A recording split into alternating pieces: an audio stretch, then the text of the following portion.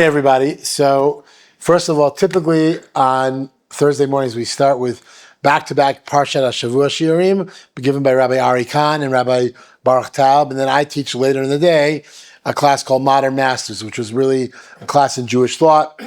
But today, unfortunately, Rabbi Khan is sitting Shiva for his mother, Allah Shalom, and Rabbi Taub, unfortunately, due to the traffic constraints of the day, without getting into the politics of the day, he's not able to come in from Netanya. So I moved into Rabbi Taub's slot instead of teaching later in the morning, and we're going to try to do a combination of both Parshat HaShavua as well as Modern Masters. In other words, we're going to start in the Parsha, but our approach to the questions we're going to raise about the Parsha are going to be addressed less by classical Mefarshim, and although we will start with Rashi, is of course a classical Mefarish, but we're going to move to the masters of Jewish thought. Okay, so we're going to start. Let's just dive right in with the beginning of our schedule this week. Parsha Lech Lecha. We all know these psukim. This is text number 1.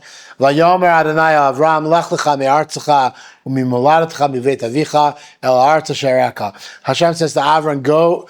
You shall go yourself from your land, from the place of your birth, from your parents' home, to the land that I will show you. And I'll make you there a great nation. And you will be blessed. Your name will become enlarged or greater. And it will be a blessing for you. And anyone who blesses you shall be blessed. Or those who curse you will be cursed. And through you all of humanity, all the families of humanity will be blessed. And Avram went as Hashem had instructed him, and his nephew Lot went together with him. And Avram was 75 years old when he went forth from Haran to the land that would become the land of Israel. At the end, please. Okay? Vayikach Avram et Sarai ishto. And Avram took his wife Sarah with him, that Lot ben Achiv, and his nephew Lot, that called Rechusham asher rachashu, and all the wealth they had acquired, that the nefesh asher asu v'charan, and the soul the soul literally means souls, really, that they created in Haran. We're going to talk about what that means in a moment. Vayitzu la'alech et artz Canaan, and they went forth towards the land of Canaan. Vayavo artz Canaan, and they came into the land of Canaan. So let's just begin with the first passage. The famous question that Rashi asks: why lech lecha? Why don't you say lech? Vayomer Hashem Avram lech el artz asher lech lecha. Go for you, to you. Okay, what does it mean that Hashem promises Avram that he will make his name great? V'yagadah shemecha. What does the verse "and the soul you made in Haran" mean? And then Rashi gives us some insight into each of these questions. So we're going to learn three Rashis together, three famous Rashis together, which are going to set the tone for as the jumping off point from listening from hearing from the masters of Jewish thought to address all these questions. And it's going to be a tapestry that we're going to try to weave together and hopefully answer all these questions. Okay, so let's jump right in. Text number 2, the famous Rashis on this parsha. Lech lecha. Hashem says, you shall go to you, for you. So what does that mean? Rashi explains, lahanatcha u'letovatcha, for your benefit and for your good. Sham escha l'goy gadol, there you'll become a great nation. Kan iyata zochel levanim, here out in Chutz La'aretz, you will not merit to have children.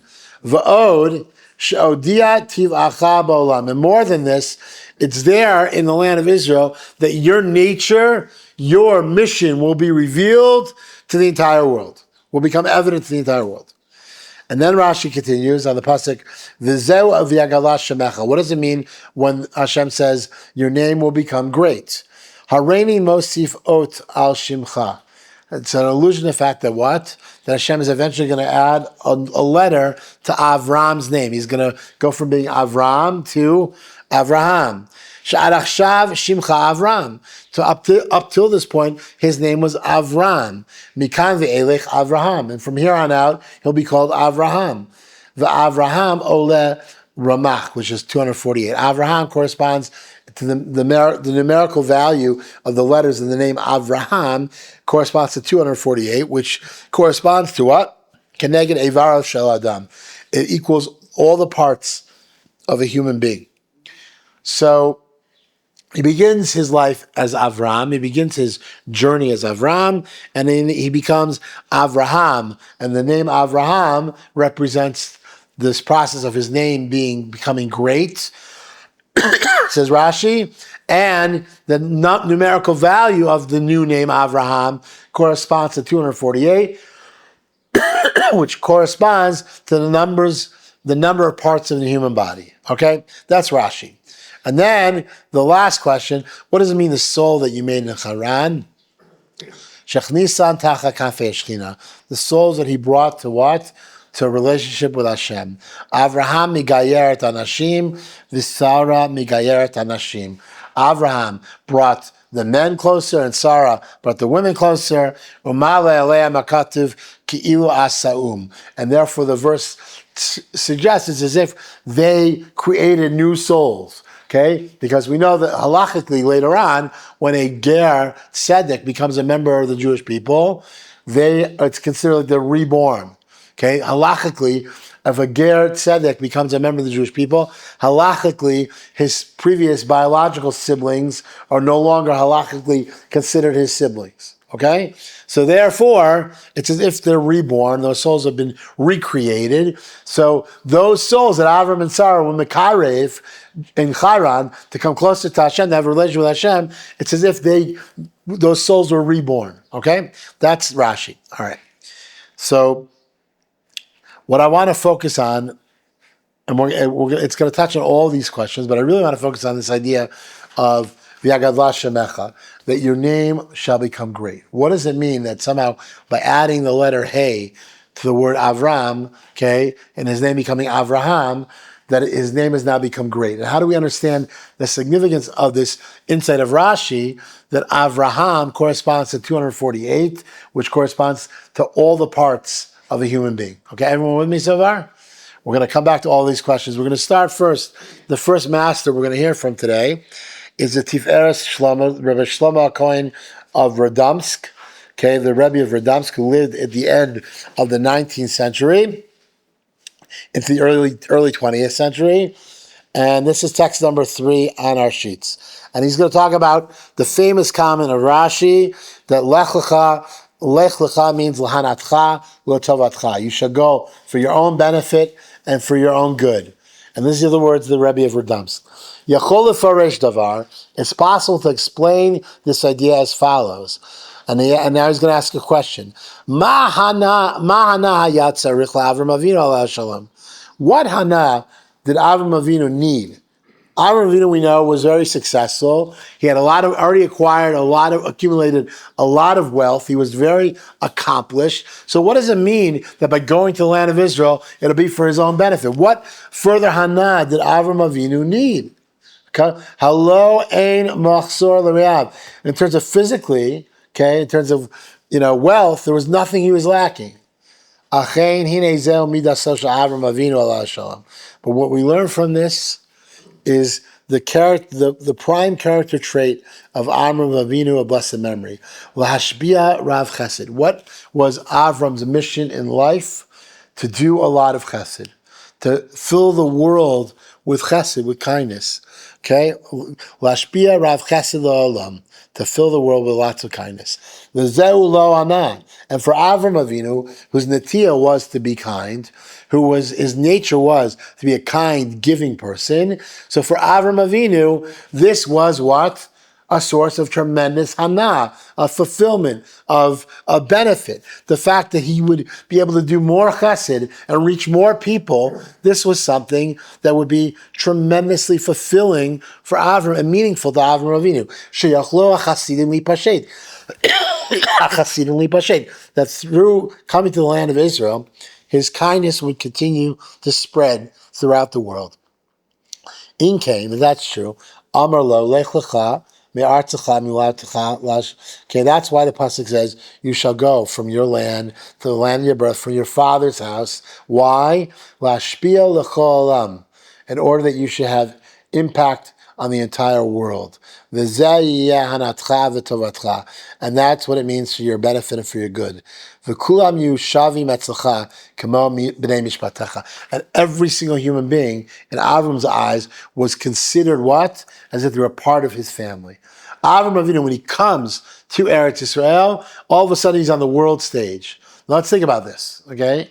This little tiny strip of land, to this very day, continues to make headlines every single moment.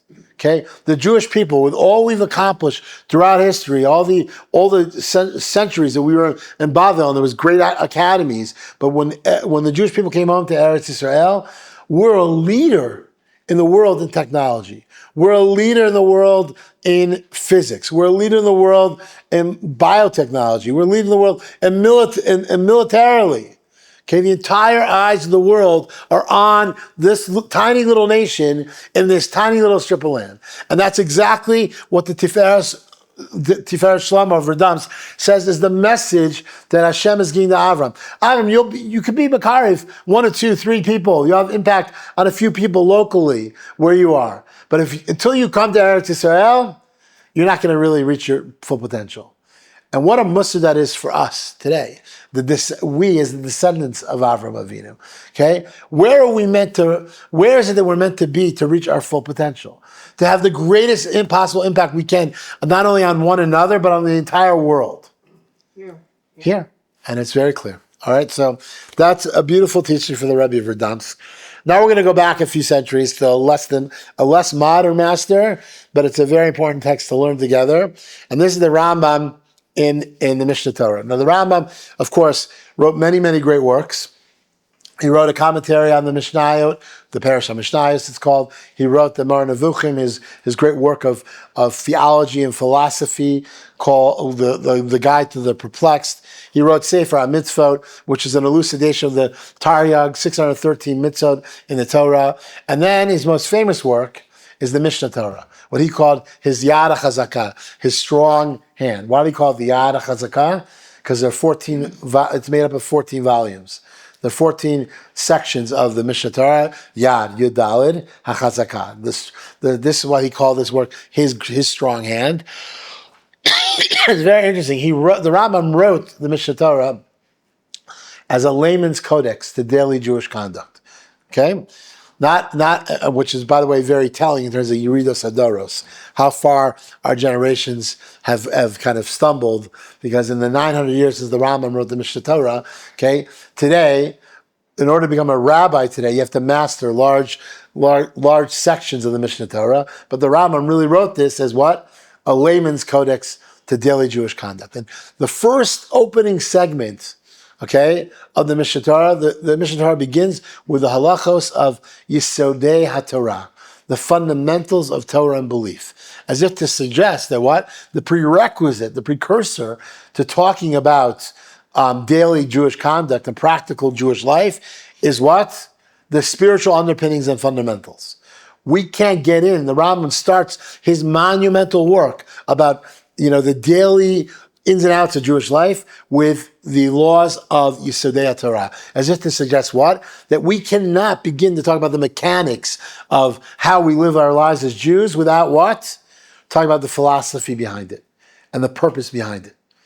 So this is what the Rambam writes in Parak Aleph, in the third halacha, the very beginning of in Yisodei Torah. He says the following: and Avram Avinu was 40 years old when he recognized his Creator. And he began to what?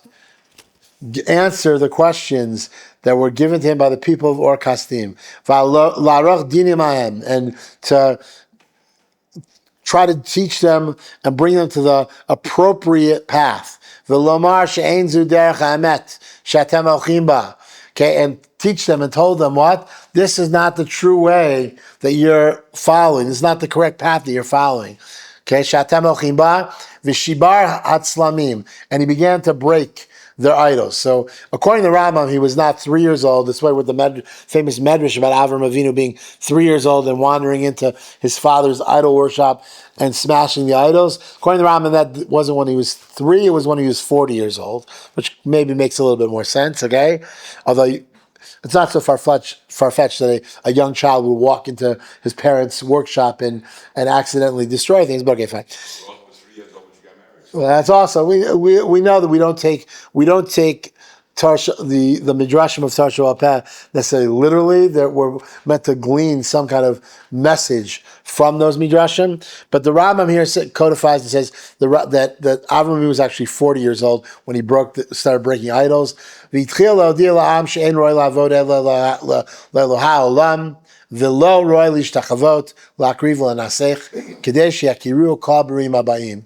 And he says, at that point, it's when he told, not only did he break the idols down, it's at that point that he begins to teach the entire world that there's one God, and it's him that we're meant to bow down before and offer sacrifices to, and to teach that awareness to everyone he came in contact with. Okay. The roy la beva shiber kol tzurot kedei shelo yit'u bahen kol ha'am kamo elu shehem medamin she'ein sham ela elu. And it was appropriate to destroy all of the images that they had built in order to teach them and demonstrate them what? That if you don't do this, you might chas v'shalom continue to be engaged in avodah zarah. Okay. Kevan shegavar aleim briotav bikesh hamelech largo. When he was successful in convincing others to do just that, to destroy their idols, the king got angry with them and decided that he wanted to have Avram Avinu killed. And a miracle happened, and he went forth and went to Haran.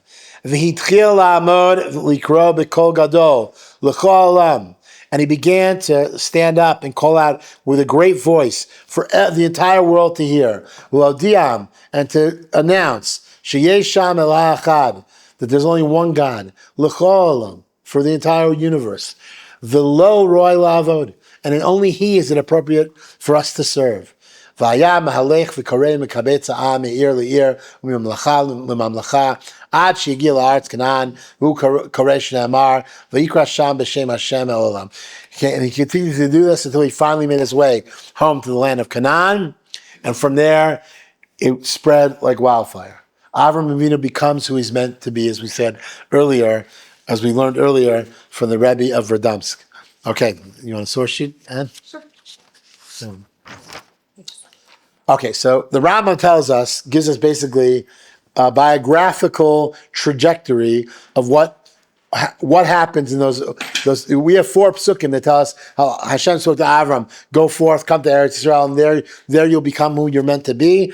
So the Rambam kind of codifies in this paragraph, okay, the biography of what happened, the trajectory of Avram actually coming to that awareness. Okay, Tov. So now we're going to learn a very, very powerful piece and a very interesting piece from the Avodas Elazar of Kashnitz, Rabbi Yisrael Elazar Hapstein of Kashnitz, a great Hasidic master who came on Aliyah to Eretz Yisrael in the early 1930s. He's actually buried in the Sanhedria cemetery here in Yerushalayim. He died in 1966. On Bet Elul 1966, he passed away. And he was the brother-in-law of another very famous personality we actually learned about last week. And we actually learned from the Avodas Elazar in last week's class as well, the Rebbe of Piasetza, the Rebbe of the Warsaw Ghetto. This is the Rebbe of the Warsaw Ghetto's brother-in-law. And in this piece, he's going to describe what does it mean. It's a jumping off point from one of the Rashis we learned in the beginning of the class. What does it mean that Hashem says to Avraham, they're coming to Eretz Yisrael, what will happen? Your name will become great. And Rashi tells us that that's an illusion, a remez that what? That Hashem is going to add an extra letter to his name, and his name is going to be changed from Avram to Avraham, and that in so doing, the gematria, the numerical value of his new name, corresponds to the number 248, which Rashi says corresponds to the parts in a complete human being. Okay.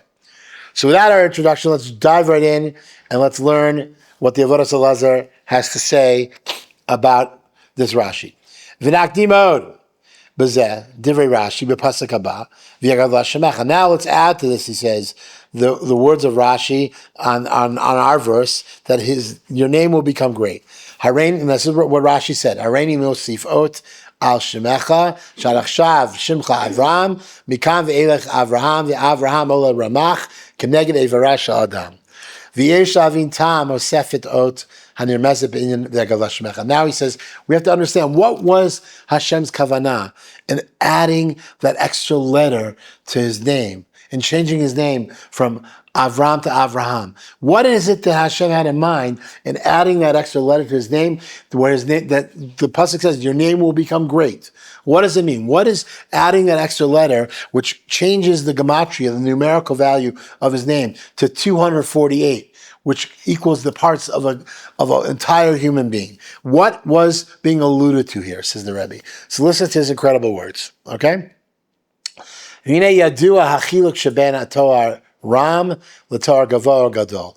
He said we have to understand, okay, and we know, and we have to understand further the difference between the accolade Ram, which means lofty, right? We call Hashem existing beramamut, transcendent and beyond our reality, that Hashem exists beramamut, up in the heavens, above us, beyond us, transcendent from us, okay?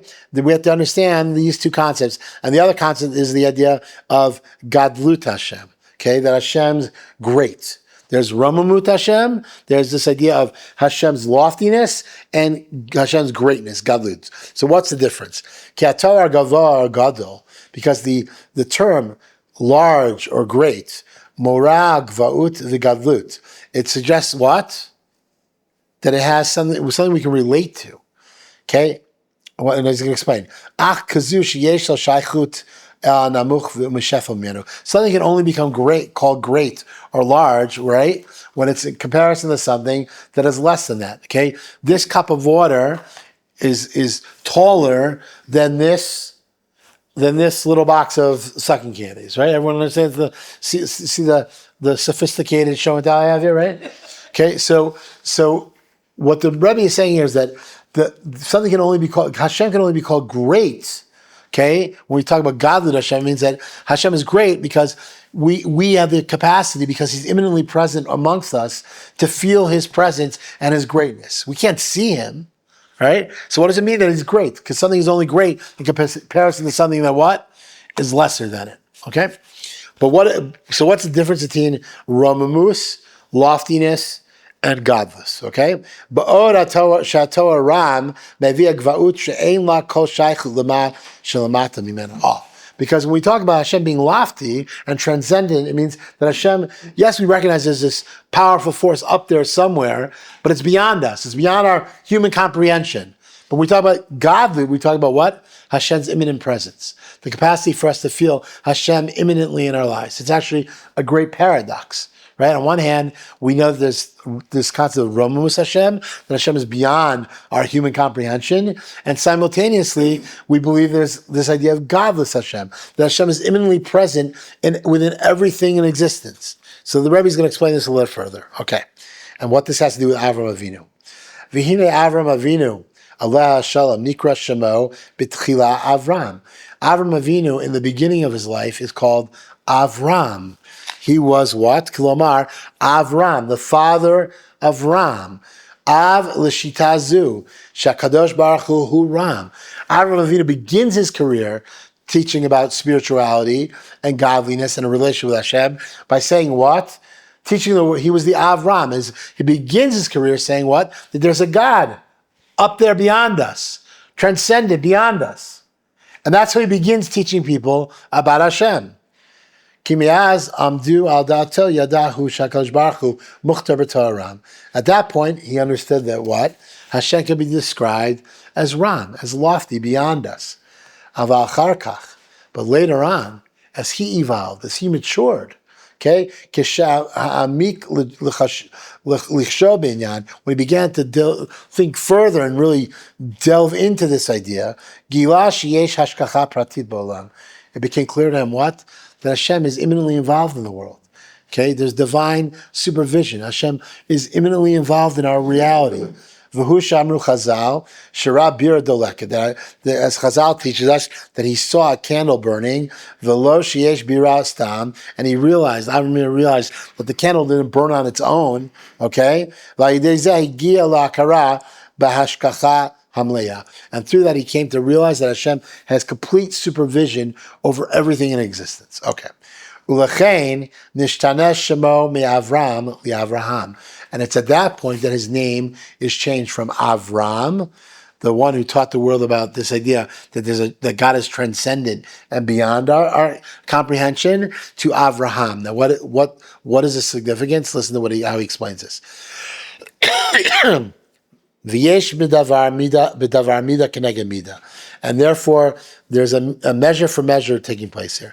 Kevan shakir Avram Avinu b'kach shakadosh baruch hu lo ram ela gadol, because Avraham evolved to understand that Hashem is not just this lofty being that's beyond us, but rather that Hashem is gadol and imminently present in everything that goes on around us in existence.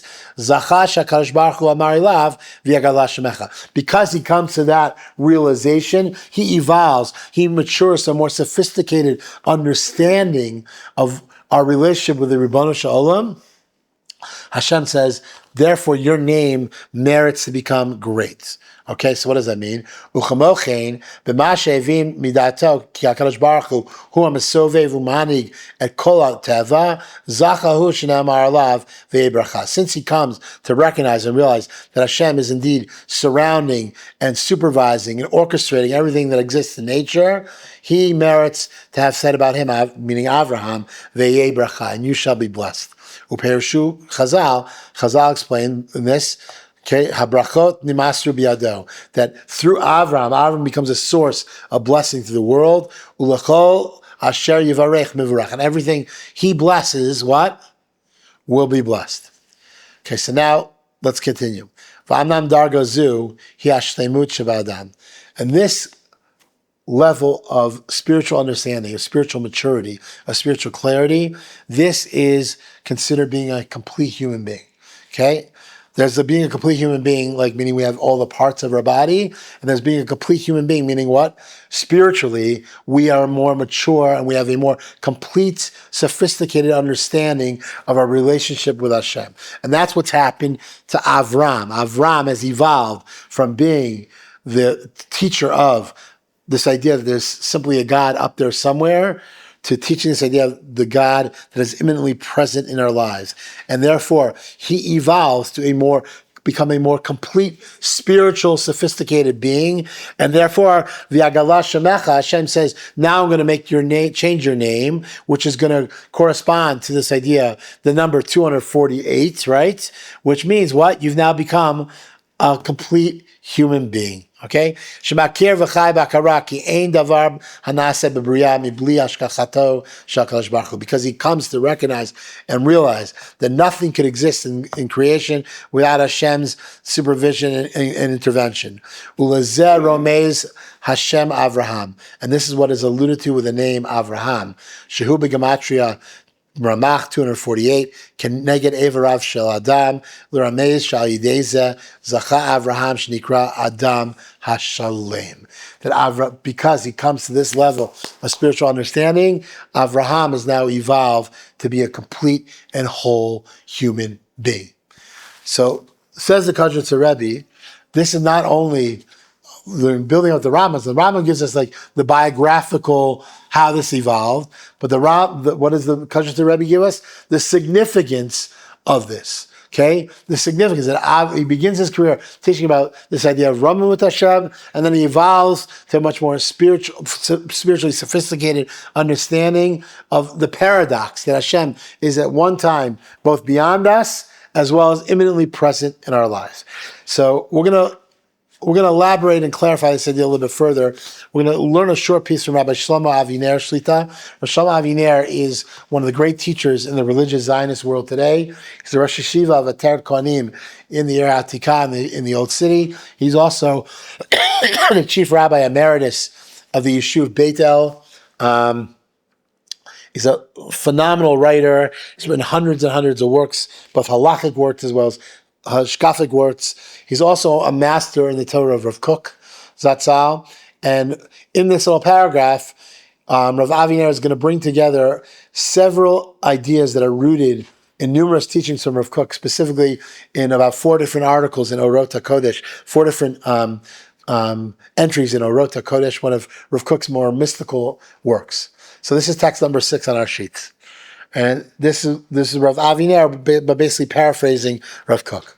Hashkafa hamonotheistit hashtachit. Sover sha'olam minutak miribonu shalom. Okay, general, simple monotheism suggests that what? That the world is removed from God. General, regular monotheism says there's a God that's up there. We believe there's a power up there. But God created the world, and He sits on the side, and He doesn't mix in. That's general monotheism. But what do we as Jews believe? Ki Hashem yibarach hu lifnei olam u'miyal olam. We believe Hashem existed before there was a world, okay, and He's beyond the world. Adon olam Hashem alach.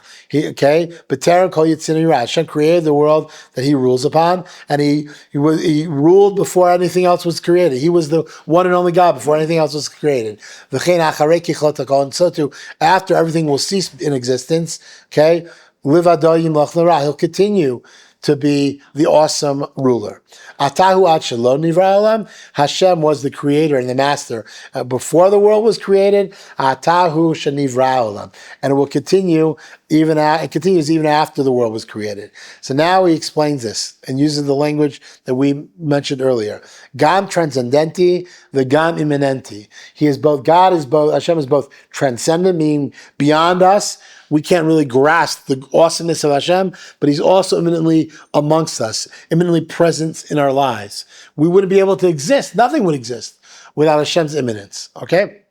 Ribon Hashem ninsa b'chol mitziut. Okay, Hashem, there's a spark of divinity that exists in everything that exists in the world. Mechayet kol mitziut. It's Hashem gives life to everything in existence, umekayem ekol mitziut, and He sustains everything that exists. And that's quoting Reb Chaim of Volozhin, the great Rosh Yeshiva of the Volozhin Yeshiva, where Rav Kook was a Talmid. Okay, Kasher nivra olam, when Hashem created the world, hu matzalo pinak tana b'toch ribonu shalom kavyachol. When Hashem created the world, He placed it in a little corner within the great all-encompassing divinity, so to speak. And now Rav Kook coins a terminology that I think is unique. That Rav Kook is the first one to coin it. He says, "Lo pantheism."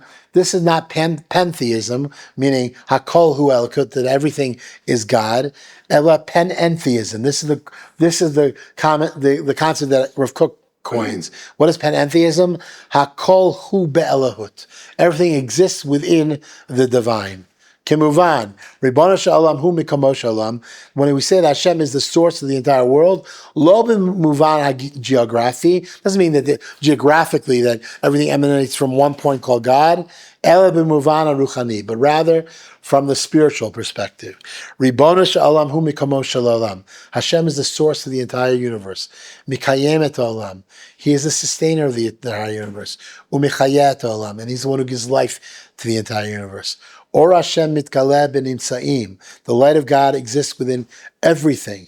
B'chol davar ba'olam yesh nitzo shachiyonit elohit. Within everything that exists in the universe, there's a spark of divinity. So Rav Aviner, based on many beautiful and very poetic essays from Rav Kook, gives us this language of panentheism, that Judaism and Emunah, the way we relate to Hashem, is a great paradox. On one hand, Hashem is imminently present in all of existence. On the other hand, Hashem is beyond our human comprehension. We're not simple monotheists, and we're not pantheists that everything is God. We are panentheists. Everything exists within God. We call HaKadosh Baruch Hu, Chazal calls HaKadosh Baruch Hu, the Bakol Mikol Kol. Everything exists Bakol within Hashem's all-encompassing everything. Everything comes Mikol. Everything comes from God. Hashem is Kol. Everything exists within divinity. Okay. So that's all beautiful. And if that's Avram Avinu's kind of trajectory and mission to teach the world about this concept. And we're the B'nai Avraham. So the question is, so how do we live up to Avram's legacy? How do we take Avram's message of sharing with the world this more sophisticated understanding and capacity to relate to the Ribono Shalom, as well as being transcendent, as well as imminently present in our lives? How do we do that? How do we accomplish, as the descendants of Avram, to emulate, to walk in his ways? Okay? So there's a beautiful Sfas Emes. We all know that there's a mitzvah of Yahavta l'recha kamocha, to love your fellow as you love yourself. And the Sfas Emes, the Ger Rebbe, asks a very simple question. He says, well, Yahavta l'recha kamocha, does the Torah tell us and define for us what it means to fulfill the mitzvah of loving ourselves? I'm asking, throwing it out to you. Where in the Torah does the Torah give us a definition of what it means to love ourselves as individuals? Does the Torah do that? The answer is no. There's no definition. Okay? So if that's true, if the mitzvah of Yahavta l'recha, of loving your fellow, is to love your fellow as kamocha, as you love yourself, and the Torah doesn't define what it means to fulfill the mitzvah of loving ourselves, how do we know if we ever live up to the mandate to what? To love our neighbor. You follow the question? It's a very fundamental question. So the Sfas Emes, which is this last source on your sheet, he basically deals with this question. This text number 7. V'yavta l'recha kamocha parashnu lashon poel yotzei kai al avat Hashem. Okay, so it connotes being active, something to do something active. How do we demonstrate our love for Hashem? Listen to what he says. How do we know that we fulfill the mitzvah of loving our fellow like ourselves? Raka perush. The perush has to be lehov leha'iv et Hashem l'reacha kamo lecha. So listen, this is a beautiful idea. It says this Sfas Emes. We have to read that pasuk v'yavta l'reacha kamocha differently. Okay, we have to read that pasuk that there is a mitzvah of love, v'yahavta. What's that mitzvah? V'yahavta es Hashem. So we have to read that pasuk, v'yahavta kama. The mitzvah of loving God should be lireyecha, to your neighbor, as it is kamocha. Okay, as it is for you. So how do we achieve that? Okay, seemingly the mandate is what? Is to encourage others. What does it mean to love your neighbor? Says this Sfas Emes, to encourage others to love Hashem in the same way we love Hashem. So how do you do that? So he says as follows: just as a person has to work with all his heart to express his love for God with his own heart, within his own heart. A person has to work in their own avodas Hashem. So too we have to what? Try to introduce the love of God into the hearts of our friends. And this is why Rabbi Akiva taught us that this concept of Yahavta l'reacha kamocha is the essential message of Torah. It's the entire mission of Avram Avinu. Not by getting on a soapbox and preaching to others, okay, and talking down to others, but rather by being and this is perhaps a very important message for today. Hamevin Yavin. I'm not going to get into say anything further beyond that, but rather than getting on a soapbox and putting others down, okay? How do we demonstrate? If we really love HaKadosh Baruch Hu, how do we demonstrate? How do we bring others to have the same appreciation and level of love for Hashem that we have? By being a shining example of what it means to live a life of Avodas Hashem and Avas Hashem, okay? And when we live a life of Avodas Hashem, Avas Hashem, that's personified by refined midot, by concern for one another, okay? Then others will come to see the beauty in that way of life and come to emulate that way of life on their own. They'll fall in love with Torah and Hashem on their own. And that was the great koach of Avram Avinu. Avram Avinu didn't preach, he just demonstrated through his kindness, the many acts of kindness. As we said, he's the ultimate ish chesed. Through his many acts of kindness, people came to see this is what it means to live a life of avodas Hashem and avas Hashem. So I just want to close with one last piece to bring this all together from Rav Kook. Because Rav Kook's, the very next pasuk, okay, it says, "V'nivruchu v'cha kol mishpachot ha'adamah," that through you, all the families of humanity will become blessed. And listen to Rav Kook, and this really brings everything we talked about together so far this morning together in one final Makkah Patish, one final hammer blow. And listen to Rav Kook's words. Kisha'akara shel hektish hametzuyan asher l'skulat Yisrael omedet b'tzivyono, when the recognition of the unique character and holiness that's particular to the Jewish people, our unique role, when we recognize what we're meant to do in this world, when we talk b'hirato, and when we come to that level of clarity, just like Avram evolved and became Avraham, when we come to that level of clarity, when we have that aha moment, what happens? Okay, pashetet achiba v'ava b'ayin tova al kol goy v'adam yachad. Then what happens when we mature spiritually to the level of Avram Avinu? Then the affinity and love and the capacity to see the good in every single person, every single human being, okay, together, that's what it means to emulate Abraham's ways. And that's what it means that through Abraham and through his descendants, all the families of the world would become blessed. Zuhi midato shel Avram Avinu. This is the true character trait, the defining trait of Avram Avinu. Av Hamon Goyim, the father of many nations. V'nivrechu v'cha kol mishpachat ha'adamah, that all the families of the world will come to be blessed through Avram Avinu. So therefore, I would just want to just end with a bracha for all of us, that we should not only be zocha, blessed to see the good within one another always, we should be blessed to see the God within one another always, the spark of divinity that's imminently present amongst us. And in so doing, we should be able to be zocha, to bring others to have that same level of recognition of Hashem's imminence within every moment of our lives, in the same way that Avram Avinu was zocha to do so. Have a great week. Shabbat Shalom.